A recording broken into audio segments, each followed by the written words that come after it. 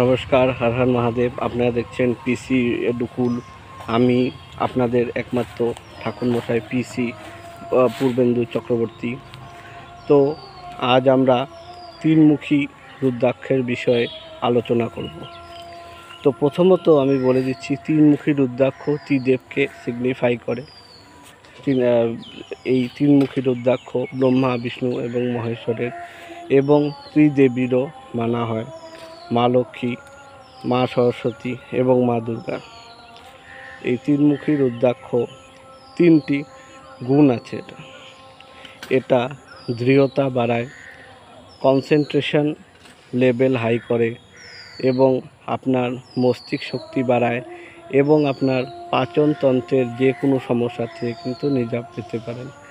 এবং তিনমুখী রুদ্রাক্ষ ধারণ করার কারণ হচ্ছে আপনার আগে কোনো যদি পাস্ট কোনো সিনস থেকে থাকে, আপনার পূর্বী আপনার আগে যদি কোনো ভুল ও ত্রুটি হয়ে থাকে, সে ত্রুটি খণ্ডানোর জন্য কিন্তু তিনমুখী রুদ্রাক্ষ কিন্তু আপনারা ধারণ করতে পারেন।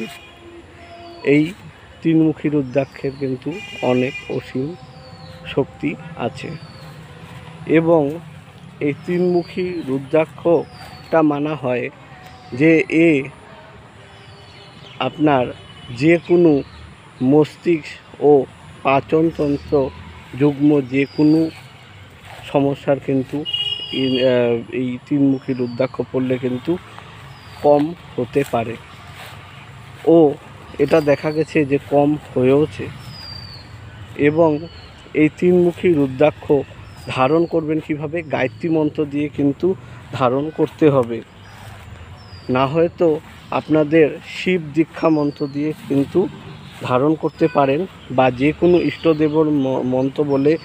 এবং আপনার সোমবার, মঙ্গলবার এবং শনিবারে কিন্তু এবং শুক্রবারেও কিন্তু এটা ধারণ করা যায়। এই তিনমুখী রুদ্রাক্ষ সোমবারে, মঙ্গলবারে, শনিবারে এবং শুক্রবারেও কিন্তু ধারণ করা যায়। তো এই তিনমুখী রুদ্রাক্ষের তিনটি দেব এবং দেবীর পাওয়ার আছে ও এটা অসীম শক্তিশালী। এবং শাস্ত্রমতে এটাও লেখা আছে যে স্ত্রীয় হত্যার পাপ পর্যন্ত খণ্ডন হয় এই রুদ্রাক্ষ পড়লে। এবং এই রুদ্রাক্ষর আর অন্য অনেক বিশেষতা আছে। এটা আপনার মস্তিষ্কের যেটা দৃঢ়তা সেটাও কিন্তু বাড়াবে ও আমাদের যে ছাত্র এবং ছাত্রীরা আছে যাদের ল্যাক অফ কনসেন্ট্রেশন হচ্ছে এবং তারা পড়তে বসে তাদের নিদ্রাতে চলে যাচ্ছেন, তো তারা এটা ধারণ করতে পারেন।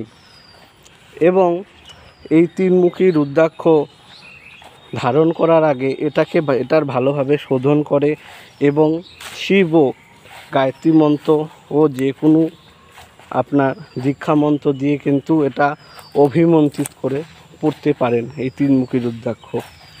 এই তিনমুখী রুদ্রাক্ষের দেব হচ্ছে অগ্নি ও এটা অসীম শক্তিশালী এবং এটা পড়লে মঙ্গল দোষ কিন্তু খণ্ডন হয়। যাদের মাঙ্গলিক দোষ আছে, যাদের কাল সর্প দোষ আছে, তারাও কিন্তু এই তিনমুখী রুদ্রাক্ষ কিন্তু ধারণ করতে পারে। মঙ্গলের দ্বারা যে কোনো সমস্যার সমাধান মঙ্গল দেবের দ্বারা এই তিনমুখী রুদ্রাক্ষ পরে কিন্তু সেটির খণ্ডন হতে পারে। এবং আমরা এবং পুরোহিতগণ এবং অ্যাস্ট্রোলজার যারা জ্যোতিষী আছেন, আমরা সবসময় বলে থাকি যে যাদের মঙ্গল দোষ আছে ও মঙ্গলের জন্য মাঙ্গলিক দোষ আছে, মঙ্গল ও উপাসন পদ্ধতি দ্বারা সেটার খণ্ডন হয় ও বিভিন্ন পদ্ধতি আছে, বগলামুখী পূজা আছে, নবগ্রহ পূজা আছে, এবং দেবী এবং আমাদের শিব পূজা করে তবেই এই মঙ্গল দোষের কিন্তু অর্থাৎ মাঙ্গলিক দোষের কিন্তু খণ্ডন হয়। ও যাদের মাঙ্গলিক দোষ হয় তারা কিন্তু সুখে থাকতে পারে না, কেন কি তাদের বিবাহিক জীবন কোনো সময় কিন্তু মঙ্গলময় হয় না।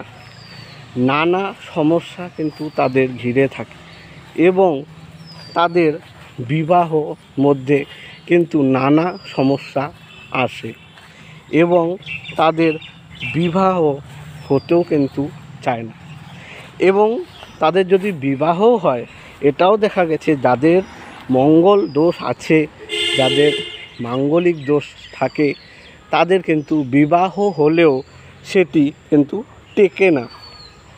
তো আপনারা এই তিনমুখী রুদ্রাক্ষ ধারণ করে কিন্তু মঙ্গল দোষ বা কালসর্প দোষ সে থেকে কিন্তু নিজাত পেতে পারেন। এবং এটা ধারণ করবেন হচ্ছে সোমবারে, মঙ্গলবারে, শুক্রবারে এবং কিন্তু শনিবারে। এই 4 দিনে কিন্তু আপনাকে ধারণ করতে হবে। এবং এটা বলে দিচ্ছি যে যাদের মাঙ্গলিক দোষ আছে তারা সম্পর্ক করতে পারেন, জানাতে পারেন। ও আমি এটা অবশ্যই বলবো যে আপনারা তিনমুখী রুদ্রাক্ষটি ধারণ করুন। এবং এখন আসছি যে এটা কাদের মধ্যে বেশি প্রভাব ফেলে, মেষ এবং বৃশ্চিক রাশির মধ্যে। আমাদের জ্যোতিষী শাস্ত্রে কিন্তু এটার বর্ণিত আছে। এবং এর পরের ভিডিওটি মধ্যে আমি 4মুখী রুদ্রাক্ষর বিষয়ে কিন্তু বলতে যাচ্ছি এবং রত্নের বিষয় ও কি কি রাশির কি কি রত্ন পরা উচিত ও কি কি দোষ খণ্ডন হতে পারে সেটার বিষয়ে কিন্তু আলোচনা করতে চলছি। নমস্কার, ধন্যবাদ। যদি আমার চ্যানেলটা ভাল লাগে তাহলে আপনারা এরকম ভিডিও যদি আরও পেতে চান তাহলে চ্যানেলটা সাবস্ক্রাইব করে দিন এবং বেলের নোটিফিকেশনটা অন করে দিন। হর হর মহাদেব, জয় শ্রী মহাকাল।